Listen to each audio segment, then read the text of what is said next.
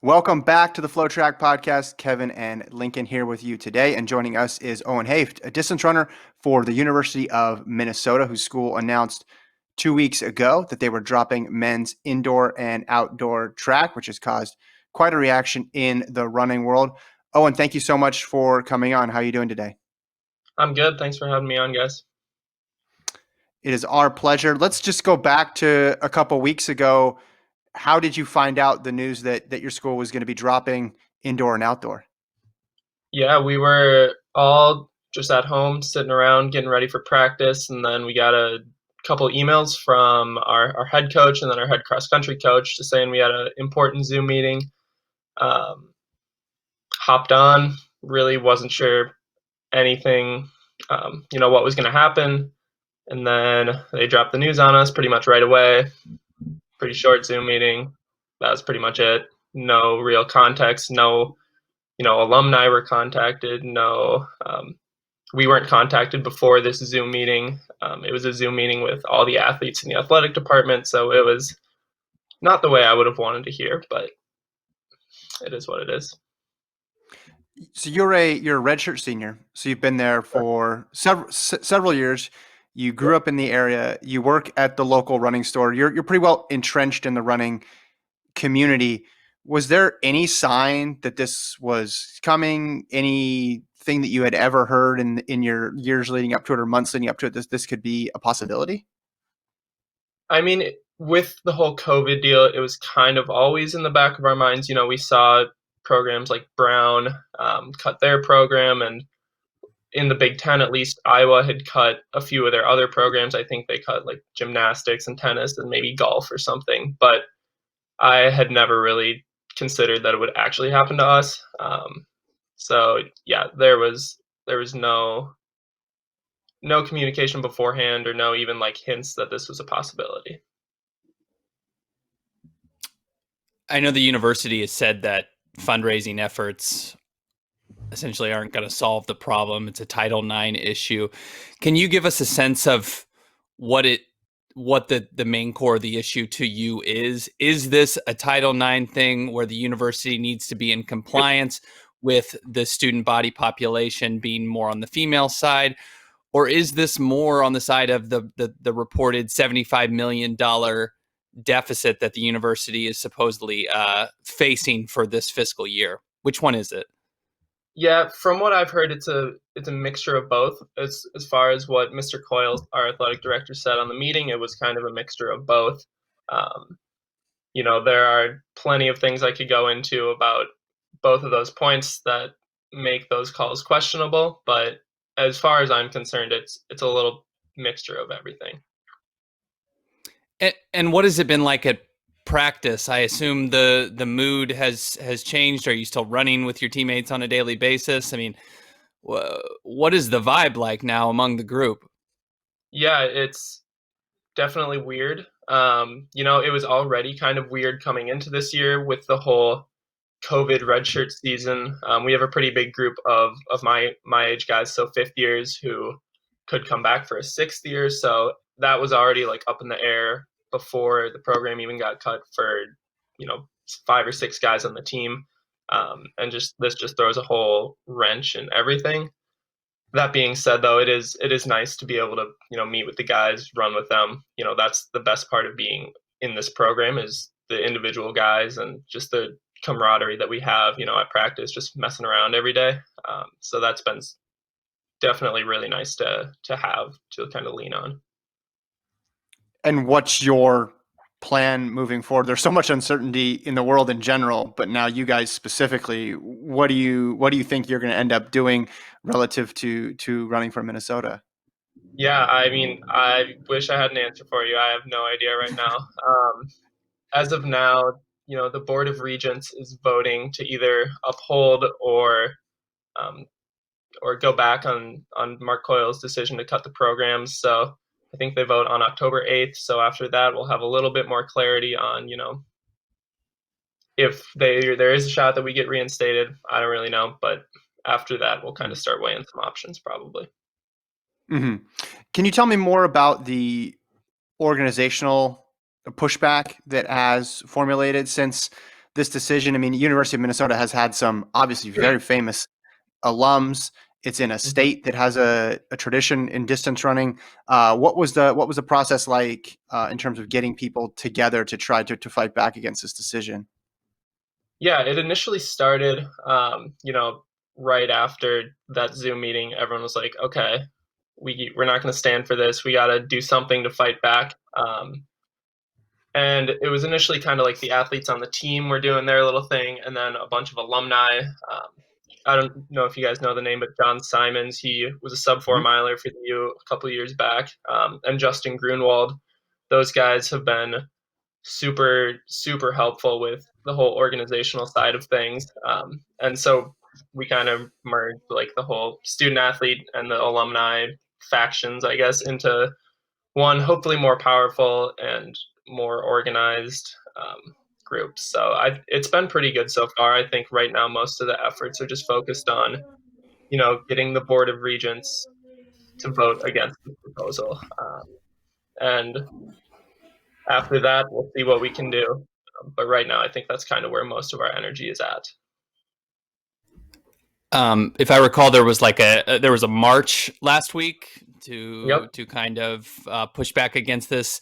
Can you tell us a bit how that went? How many people turned out, and if you thought it was a fruitful thing that you guys put together?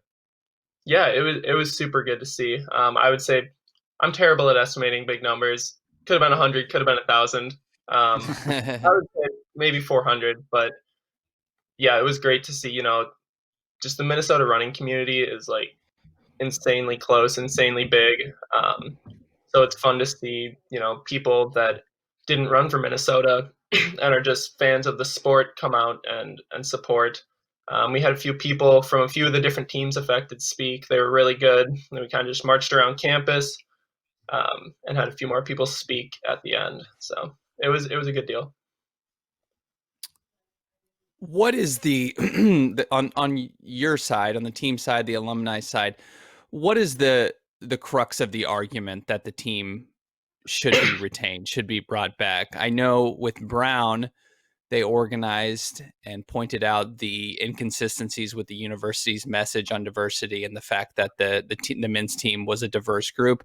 And I've seen some similarities, I guess, with what's been said about the Minnesota team. Is that the main argument to bring the team back?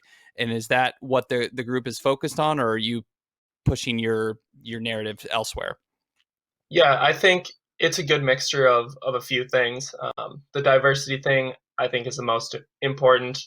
If you take out the U of M track team, in the whole entire athletic department at the U, there's three athletes of color in non-revenue sports. Um, Versus, the track team's one of the more diverse um, Mhm. teams on campus. I think we have like 8 or 11 maybe different countries represented. Um, One of the big things with diversity is we've had a lot of people of East African descent come through the program and have success. Hassan Mead, Obsali, all those guys. And Minnesota has such a big East African population that, if we don't have this program here, some of those kids aren't going to ever, have the opportunity to go to college or compete, in running at the highest level.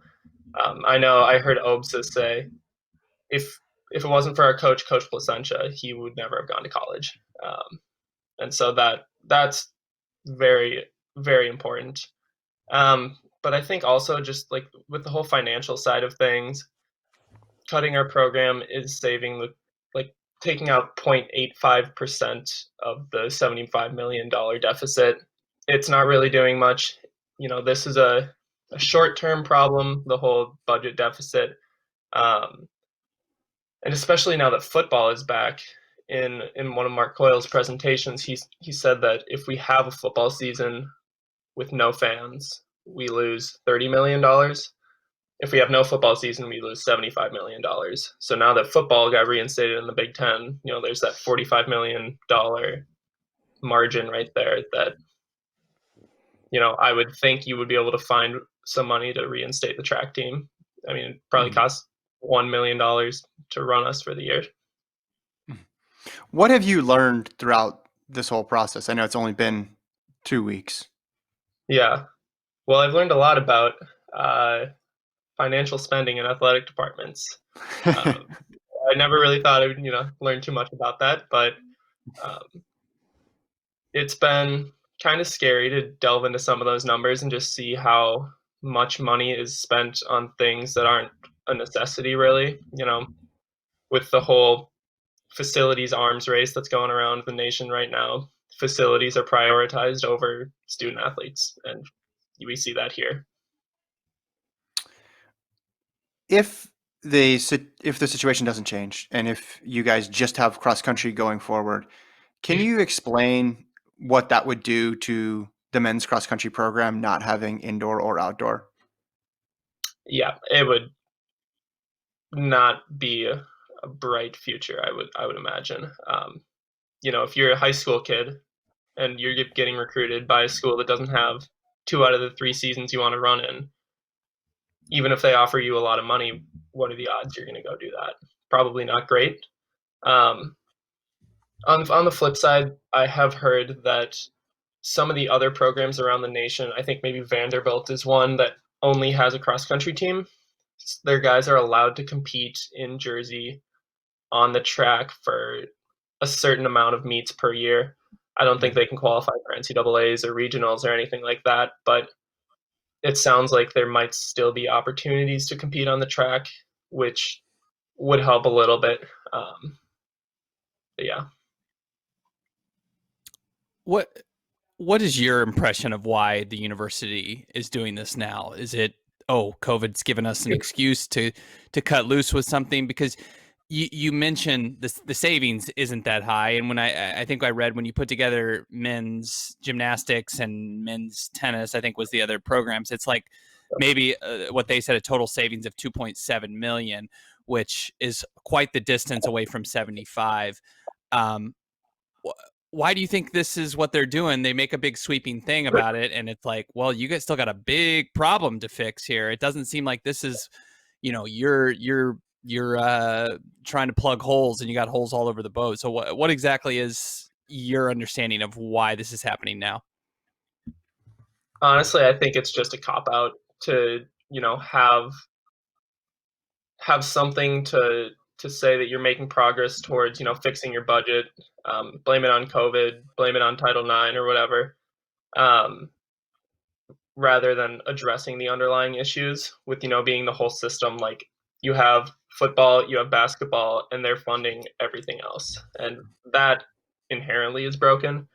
um, just, again, like what I was saying with the just irresponsible spending of the administration, that is just unsustainable.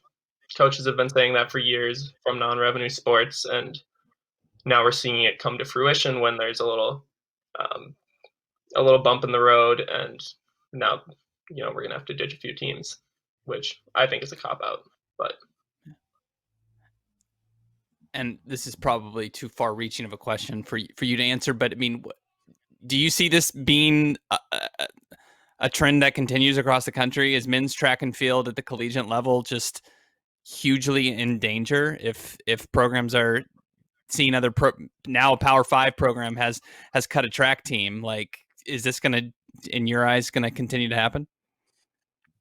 I don't see a reason why it wouldn't. I mean, if a school with the stature of U of M and the revenue of U of M is having to make these calls, there's no reason any other program in the nation couldn't get cut, in my eyes. Which hopefully this decision gets overturned and we kind of start going away from that. But yeah, in my eyes, it's, after this, who knows what could happen. You brought up the excess spending. When you say that, are you referring to the revenue sports, like the money that's spent on facilities for football and basketball? Or are you talking about non-revenue spending, non-revenue sports Uh, spending? it's a mixture of both. I'm not going to sit here and say that they've only spent money on football, because we just got a brand new track. We got a brand new, athletes village, quote unquote, that, most of it is for the football and basketball teams, but we get to use it as well. Hmm. So I think it's a mixture of both, but I think the reason kind of, behind it is to get good football recruits, which, Mhm. if you look in the SEC, they have all these facilities, and now, schools around the nation are trying to match that so they can take recruits away from, the historically best schools, and that leads to that leads to prioritizing facilities over student athletes. Can you speak to the role that the Minnesota track team, cross country team plays within the larger running community up there? I think you're especially qualified to comment on it. You grew up there, you work at the running store, you're entrenched in this community. What would it mean to not have a collegiate distance D1 program in that city? Yeah, it's a huge blow. One of my roommates and teammates was actually out on a run the other day, and he got stopped by some guy, and the guy was like, "Yeah, my son wanted to, grow up and run for the U of M track team, and he's 9." Like, I think that just Mhm. speaks volume. There's kids on my high school team that, I know want to come here and run. And yeah, it's just tough to see. We were supposed to host we still are hosting the Big Ten Outdoor Championships in 2022, so a year and a half from now. Mm. And that, in my mind, that was going to be, just an awesome weekend of the whole Minnesota running community coming together at our new track. Hopefully, the men's and the women's teams can show out and have a good weekend. But now that will be a much different vibe. I know there's been a petition on change.org to reverse this decision. I think it's gotten close, if not has hit the 25,000 signature mark. Are you feeling like any of this resistance you guys are putting together is having an impact on the athletic director, the athletics department at all? Are they hearing your concerns, or are they just kind of appeasing what you guys are doing? From what I have seen, there's not too much concern from the athletic department itself. I know a couple of people on the team had a meeting with the AD, um, and it went okay. There was, a lot of denial going on, but hopefully all this momentum can kind of sway the regents. I think there's 12 of them, and they're voting on that decision again on October 8th. So that's kind of what we're hoping for. Uh, but yeah, there have been a few lines of communication within, this group to the athletic department itself, but nothing super promising has come out of that. If the program does stay cut, I mean, what's your biggest hope for what something that would happen that would be positive out of that? I mean, I know that's not something you want to consider, but is it for lack of a better term embarrassing the university for their hypocrisy? Like what exactly is it that you want to get out of this? Because the chance, if we admit it, the chances seem small that this gets reversed. So basically, why fight at all? Right. I think, there was never really an option, whether we would fight or not. We all got off that Zoom meeting, and right away, we were like, I mean, we know the chances are small, but they're not zero. Brown got their team back. We're going to do absolutely everything we can to get our team back, just because, I mean, I know it means so much to all the guys on the team right now, of course, but even, just seeing the outpouring of alumni support, and even just running on, the river road, and people will bike by and say, I'm cheering for you guys. Like, hope you guys get reinstated. Just the Minnesota running community has really bonded together a little bit over this decision, and so that's been, nice to see. Hopefully, it can actually turn into something. But yeah, Well, Owen, we thank you so much for your time today. Appreciate you giving us some insight of what's going on the ground there. Good luck moving forward. yeah. Thank you guys. Take care. Bye.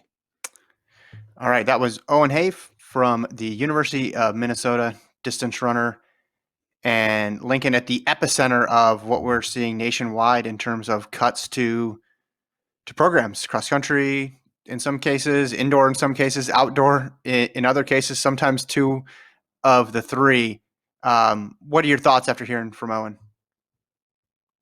Yeah, it's great to see wasn't familiar, I guess, with the community involvement. You think of Minneapolis; it's a big city. How much could one community in a large city care about a program? But thinking of Minnesota, thinking about Grandma's Marathon, this is a community Yeah. that's big into not just distance running, but seemingly track and field. So it is good to hear that they're pushing back against this. Just my fear overall, though, is outweighs the good feelings I get from it that this is going to continue to be something we're seeing across the country. I don't know how many more we can expect. I don't know if the pedigree of the program will be larger than Minnesota next. I mean, hopefully we've seen the biggest legacy program make a cut, and we won't have any other big names drop. But definitely on the edge of my seat, and not in a good way for what the future holds when it comes to men's track and field and cross country at the collegiate level. Yeah, and one, you talked about bright spots and you asked him about that, and that's tough to look at in this time. But one trend that seems to be developing here is people's just awareness now of budgets. Like Owen said, he Yeah. learned more than he ever thought he did, or he ever thought that he would in this case. I think that's going to be helpful moving forward, because for the programs that do remain, or when they try to maybe in the future reinstate some programs that have been cut, it's helpful to have all that information out there to know exactly how the funds are being spent. But Gordon and I talked about this a couple weeks ago. It's like people are like, man, we need to short up costs in cross country and track and field. We can't be going to 3 meets in one weekend, and we can't be staying the extra night.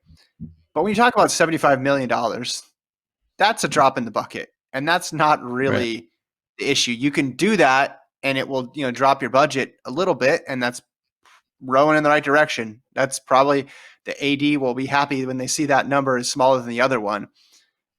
But that's just such a tiny, tiny speck of what's going on here.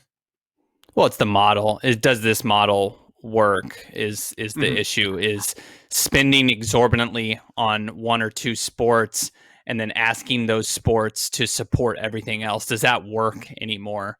And it seems to me the answer is no. When any crisis as COVID-19 hits, which I know is very rare, this type of pandemic is once every 100 years if history repeats itself. But the model under any pressure is not going to work. And then you throw in the fact Yeah. that the Title IX rules, and it becomes difficult to support these non-revenue men's sports. I don't know what structural changes need to be made. He mentioned a good point. Football schools, not at Alabama, not at Auburn, not at these SEC teams Yeah. that get all these future NFL players. That leaves the other Power 5 schools trying to keep up. And how do they keep up? Well, they say, well, look at our shiny new locker room, stadium, what have you. It's an arms race, and then that you got to fund that stuff, right? And then if it's like, well, in a lost year, in a pandemic year, it's like, oh my gosh, now we don't have the money to pay for something that we already bought. And Yeah. I guess they just want to say, just show that they're making progress. But you're right, drop in the bucket is exactly what it is. I don't know. Listen, I have some sympathy for these programs. Like, I understand they want to have good football teams. That brings a lot of, let's be honest, a good Minnesota football team does more for the community, at least in numbers, than a good track team. I get that. More people like football than cross country. Mm-hmm. But when mistakes on that end are affecting other programs, that's when it's unfair. And then you're cutting it and you're showing the numbers. And when the numbers don't add up, you're left wanting more of an explanation. Why is this being cut when this is such a small portion of the revenue? You still have a major problem. What else are you fixing? This track team, this community is owed that explanation, and it doesn't seem like they're getting it yet. Are you saying an entire system built on what can we do to impress 17-year-old guys is not sturdy? You saying that's a mistake? It's absurd when Where could it have you possibly have gone wrong? That's literally it's what it absurd when you is. think about it.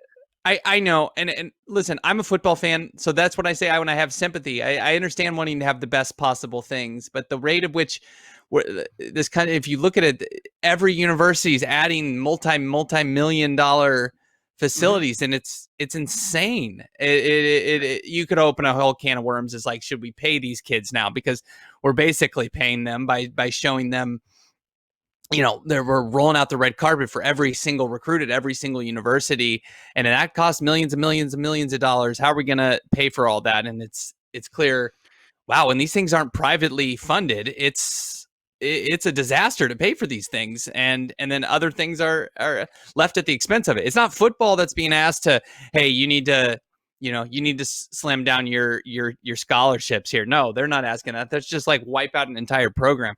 That's unfair. Yeah. That's ridiculous. Well, you seem to have strong thoughts on this. What Gordon and I were talking about, and I've heard other people talk about this as well too, was just like, we really shouldn't be comparing cross country and track to football and basketball. What we should be comparing it to is other programs and offerings for students on campus, like, the Glee Club, right? Like the Outdoors Club, like intramural sports and club sports and departments, academic departments. Like, that's how it should be. It's closer to that. In the same way that professional track and field, we always want to compare professional track and field to the major sports, when in reality, it's like, well, why don't we compare it to the other Olympic sports? Why don't we compare track to gymnastics and track to swimming, track to figure skating, track to skiing? That's more of an apples to apples comparison. But as it relates to on campus, I think that's where you could get to a sustainable model and say, hey, look, the goal of these programs isn't to make a lot of money. Let's just get that out of the way. If they make money, great. That's awesome. The goal is, to provide opportunities for kids to compete from the ages of 18 to 23, 24, 22, 23, 24, something like that. And it's PR for the university, right? Because when so-and-so wins and they're national champion and they go on a billboard in the city, or they are on the flyer that gets sent to a kid's house or on the website, that's good. People like winning. People like feeling like they're going to a successful place. But like the idea that they're ever going to catch up to football and basketball, right? Or they're ever going to be in that spot of money. No, that's not going to happen with our current structure. And you can say, let's not send teams to 3 different sites, which personally I would be a fan of, because I think it kind of gets ridiculous. But like dual meets versus big invites is not the issue. We can argue about it because we want something to argue about, but that's not the issue. Yeah, no, not at all. No, Anyway. This is a design flaw. This is not a how can we change what hotels we're staying at, and it's ridiculous that not only are these people are trying to raise money that shouldn't have to pay their own money to see this have an attempt to be rescued, but it's for the university not even to acknowledge those efforts essentially is embarrassing. And I understand again that there's maybe there was some mismanagement of money that couldn't have been helped. I don't know, just trying to play devil's advocate, but this sure seems like here and in other places around the country just an epic bungling of funds. I don't understand it. It's just been the Wild West when it comes seemingly to revenue sports. We can spend, and if things go bad, we'll cut a few things. That'll be the us running back with our tail between our legs, and that'll somehow fix this. How are they actually addressing the loss of $75 million? I don't understand it. Where is that answer? Like, I don't. Are they just going to lose that money? When is that going to be filled? How is that going to be fixed? It's not by doing this. It's monopoly money. But what you're saying there, though, assumes that they think that they're all in it together, and they're not. They're looking at their own budget. They're looking at football. So they're not saying, "Oh man, we gotta tighten our belt because we need to make sure we support all these other sports." No, they're thinking, we're making money. We need to stay competitive. Cutting is not an option because that's just going to make our team worse, which lessens the chance of getting into a bowl game, lessening a chance of getting good recruits, and the success is self-perpetuating. I understand. they're looking at it just from it as like an athletic department of one or two teams, maybe.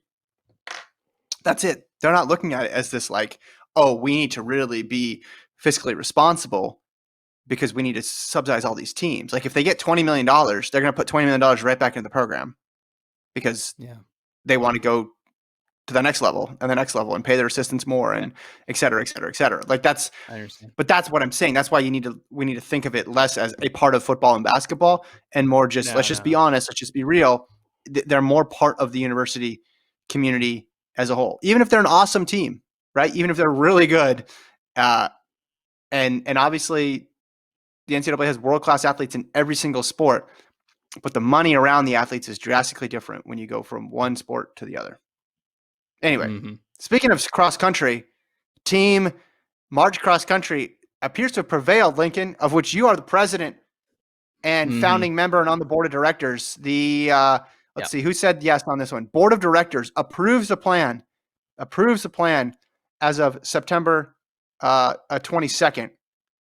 So first day for competition, January 23rd for cross country. Selection for the championships, March 16th. And then right now they have March 15th for the championship date. How are you feeling?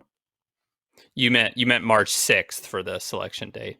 March 6th. Excuse me. You are correct. Yeah, you're good. Yeah, I mean, it's been so weird. It would make almost sense that they would select the fields the day after they ran it, but that's okay. No, I'm feeling great. We spoke with Dave Smith a couple days ago on the FloTrack podcast. He was getting me excited talking about all the features of the new Oklahoma State cross country course. He was getting me excited talking just about Midwest weather, how unpredictable it could be. 65, it could be 20. I'm ready for all that. No, this is great news.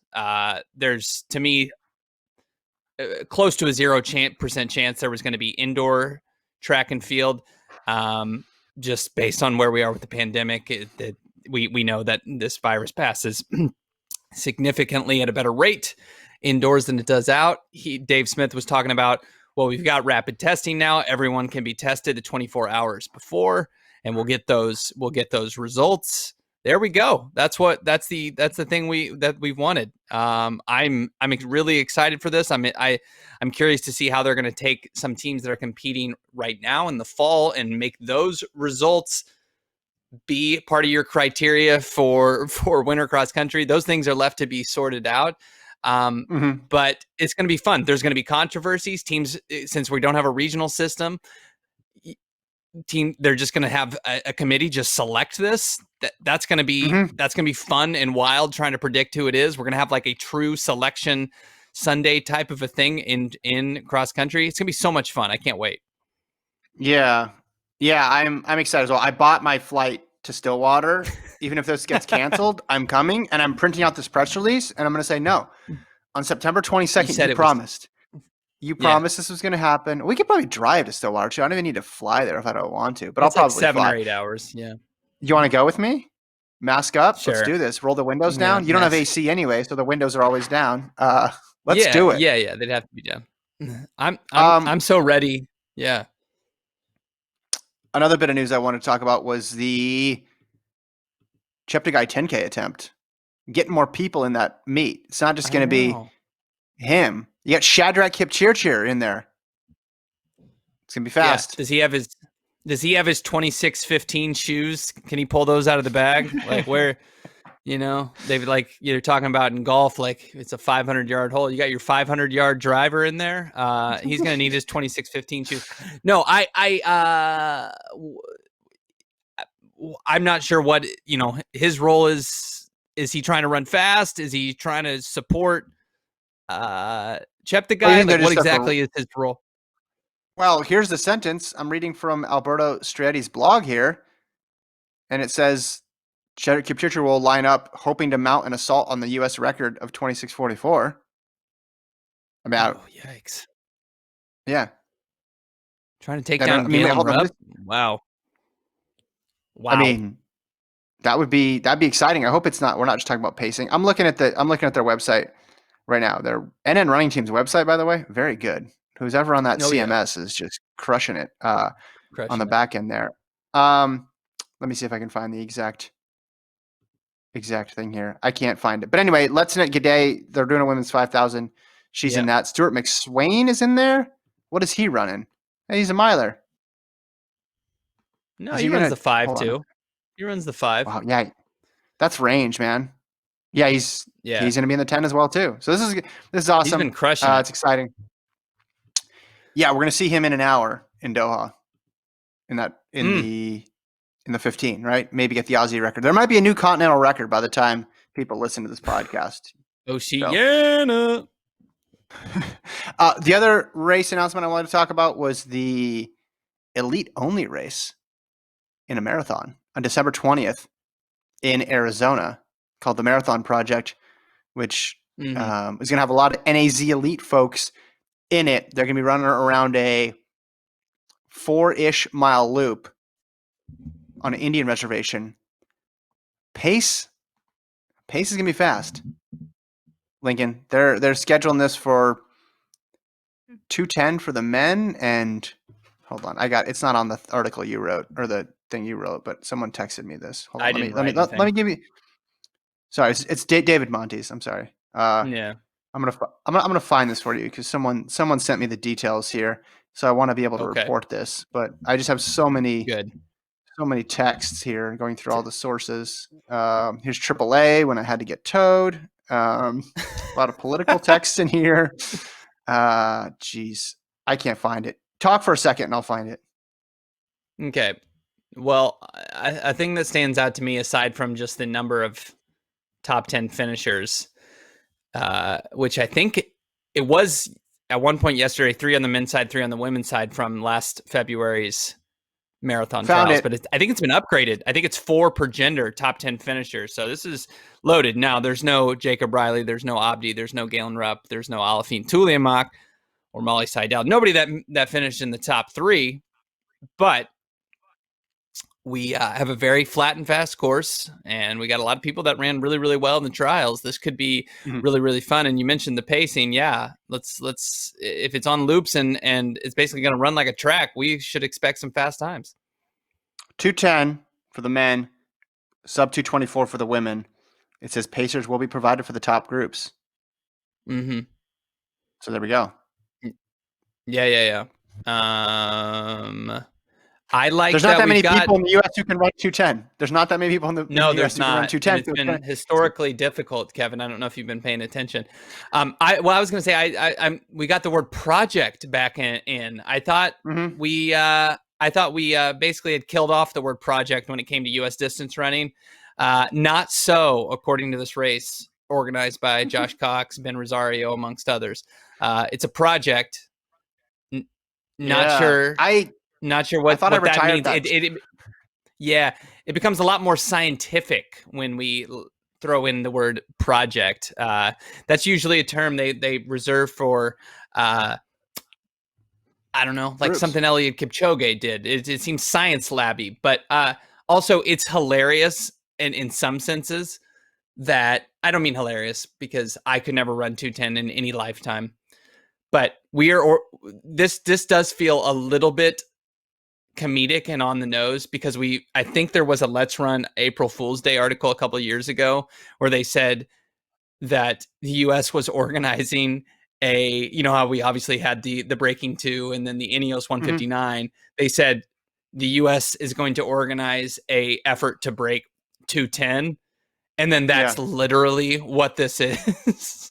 Now, this is going to be regulation, and there's not going to be, pace cars and water bottles handed and lights and what have you. But it is pretty funny that's literally what's happening. We're getting a group of people together at a remote location closed off to the public to try to break 2:10. It's pretty funny to me. Under much different circumstances. Yes. COVID. Listen, I COVID understand. Induced. Yeah. No, yes, it's exciting. It's exciting. I mean, talking to Jared Ward yesterday about London, every opportunity to race is now seen as a bonus, and maybe these races are going to yield fast times. I mean, Jared had a much shorter buildup, but he's running on the fastest course that he's ever run in his life. In a strange setting, no doubt, but maybe that'll bring a fast time. And it's the same for these Americans trying to go under 2:10 and 2:24. Let's go to the email inbox, FloTrackPodcast@gmail.com. Joe has an idea for your shirt, Lincoln. No, okay. He says, what if Lincoln made a shirt with Warholm screaming and slapping his face, and the quote is "War Home Alone"? It could be played off Macaulay Culkin's Home Alone face. Yeah, I like that. That's That's two or three it. steps further than I normally take things, but wow, yeah, I like it. Well, it makes sense. He's doing the face. All of his races, Yeah. he's alone. I think it's Alone. perfect. Or Home Alone. Gosh, You know what you need to maybe do? if I have time today, I might put that together. No. You know who you need to consult? You need to consult former FloTrack employee and Yeah, graphic artist Adam yeah, Ostrike so he can illustrate. Give him the picture. He can illustrate it. Right. It needs to look a bit artistic, and then have him put a yeah. cool font underneath. I think that's pretty solid. Mhm. That might be the first time we double up on a shirt, because I feel like Yeah, Joe, get two going. we co-own the email inbox, so I Yeah. want some rights over this. But "We're Home Alone" is a Mhm. good pun there too. I like it. It's solid. Yeah, you got to have the Home Alone font and maybe even the little house logo. I don't know. Ooh, Uh, yeah, see, who I like knows? where you're going with. Did you think of any others in But the turn it meantime? into like a hurdle. It could be like a hurdle too. So instead of the house, it'd be like a hurdle. Anyways, go ahead. So you and Adam need to sit down, because you are an art Yeah, consultant, my friend. yeah, it's true. And then there's a laser, and then there's a rainbow and a Yeah, jackrabbit, and they can yeah. figure it out. Have you thought of any ideas since we last discussed the shirts? Oh gosh, Kevin, my life has been a mixture of you have a son who just turned 5, so Mhm. I have about son who's about to turn 5, and he's filling up my time, and then I've got a poop and puke machine on the other side, 7-week-old child. So just been a little busy.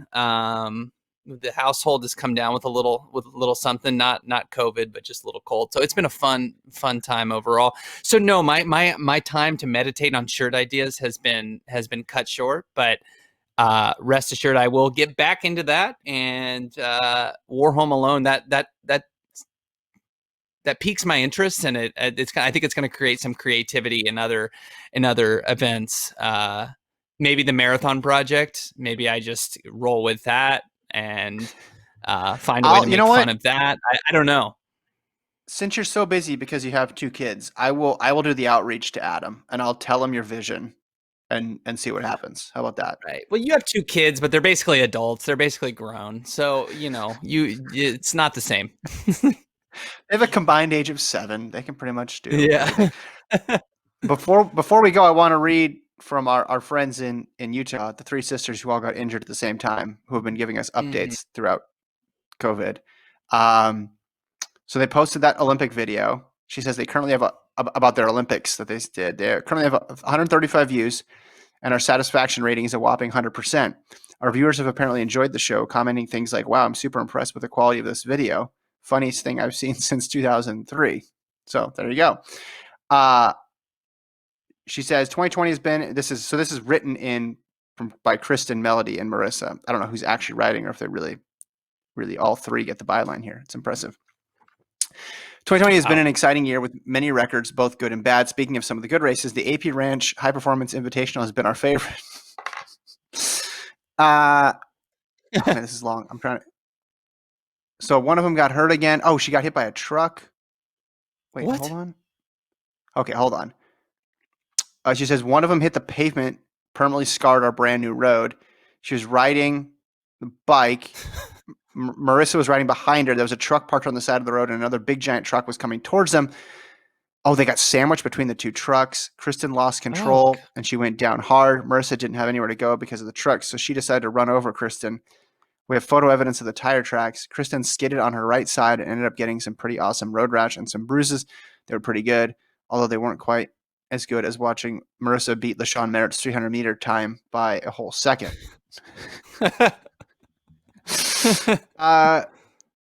Speaking of famous people, we noticed that during our last appearance on the pod, you mentioned Christian Coleman and how people should be excited to have us on as guests as well. We would like to respectfully point out that Christian Coleman is currently professionally suspended, and while we are cripples, all of us are still eligible to compete. They have asked us to redshirt, but the only red shirts that we know are the FloTrack t-shirts. Still waiting on those. Mind sending us the tracking info? Yeah, Lincoln is on that right away. Other loose ends from the past email. To address you specifically, Lincoln, yes, we like you. We like you too, Kevin. There's a reason we always address our emails to Kevin and Lincoln. Lucky for us, Gordon, 1, doesn't read the emails. 2, doesn't listen to the Kevin and Lincoln pods, which we don't understand because they're hilarious. And 3, doesn't have to know that we have forgiven but not forgotten all the BYU comments, although we do appreciate the Ed Eyestone reaction video. Yeah. There you go. Oh, Although yeah. so at the same time as the Ed Eyestone video, I was doing the Isaac Wood video. So I'm partial to the Isaac Wood video, but I could see why people that could was also way like the better. Ed Eyestone. Yeah. There's way more comedic value in the Fred. Yeah, that's fun. For those people who don't know, he People was have no idea screaming what we're for talking about, Ed. but Well, so BYU But assistant coach during the 10K last year was in the stands. There was literally no one there. And this was pre-COVID, but there was literally no one there because Yeah. it was so hot that they pushed back the start till forever. So we were sitting next to a whole bunch of coaches. Isaac was there. BYU went, 1-3-4 in that race? And in the last lap, he was absolutely losing his mind and was screaming for Ed, as in do it for Coach Ed Eyestone. But he was screaming so loud that the words ran together, and it sounded like he was just yelling Fred. And you and I lost it. And posted on social media. It got a lot of traction. I don't remember. It got on Facebook. It took off. So that's not my best piece of content that I've ever created. Anyway. Yeah, that's your legacy. That's your legacy. So I'm going to keep going here. Kristen's doing physical therapy for 4 hours every day, and she's running on Marissa's Alter G. They're trying to get Santa Claus to get an Alter G for Christmas, but they fear he's sick with coronavirus because he hasn't responded to us. Hopefully no news is good news. That's tough to carry on a sleigh. Melody is going to go to Tennessee to serve a mission. Kristen and Marissa try to pay off a surgeon not to clear her. Anyway, she says, we really appreciate your comments on the Crip Olympics and everything else you talk about in the podcast. If there's any interest in gold, silver, or bronze toilet seats, they can go to the highest bidder. However, you must at least cover the cost of shipping. That was from their Olympic Games. P.S. Congratulations on your new baby, Lincoln. Oh, there you go. Thanks. Wow, they're loyal listeners, and they definitely get the award for best emails as always. Love listening or love hearing those. Don't like hearing that somebody got hit by a car. I need to go back and read that to get the exact details, but that's a little horrifying. But sounds like things are okay with the three sisters. So good to hear. And now we've got cross country, and we'll get to see, Gordon tends to lean on the side of NAU.